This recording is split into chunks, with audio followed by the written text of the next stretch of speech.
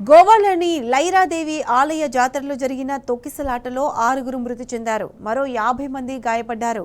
సిర్గావ్లోని లైరాదేవి ఆలయంలో తెల్లవారుజామున 4 గంటల సమయంలో తొక్కిసలాట జరిగింది. జాతరలో భాగంగా ఆలయ సమీపంలోని అగ్నిగుండం చుట్టూ భక్తులు తిరుగుతూ తమ కోరికల్ని చెప్పుకుంటున్నారు.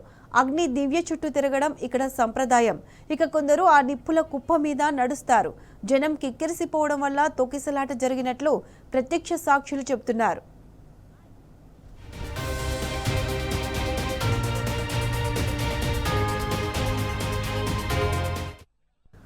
తొక్కిసలాట సమయంలో భక్తులు ఒకరిని ఒకరు తోసుకుంటూ వెళ్లే ప్రయత్నం చేశారు. జనాన్ని నియంత్రించే వ్యవస్థ లేకపోవడం వల్ల తొక్కిసలాట జరిగినట్లు భావిస్తున్నారు.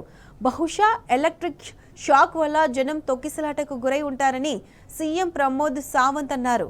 పోలీసులు రెస్క్యూ ఆపరేషన్ చేపట్టి గాయపడ్డ వారిని Goa medical college, north Goa జిల్లా ఆసుపత్రికి తరలించారు.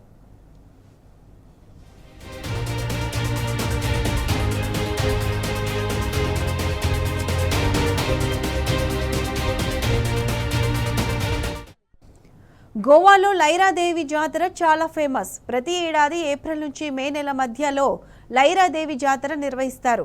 పార్వతీదేవికి ప్రతిరూపంగా లైరాదేవిని కొలుస్తారు. గోవా జానపద సంస్కృతిలో 7 అక్క చెల్లెలలో లైరాదేవి ఒకరు. ఈ జాతరలో పాల్గొనేందుకు గోవాతో పాటు మహారాష్ట్ర, కర్ణాటక నుంచి కూడా భక్తులు భారీ సంఖ్యలో వస్తుంటారు.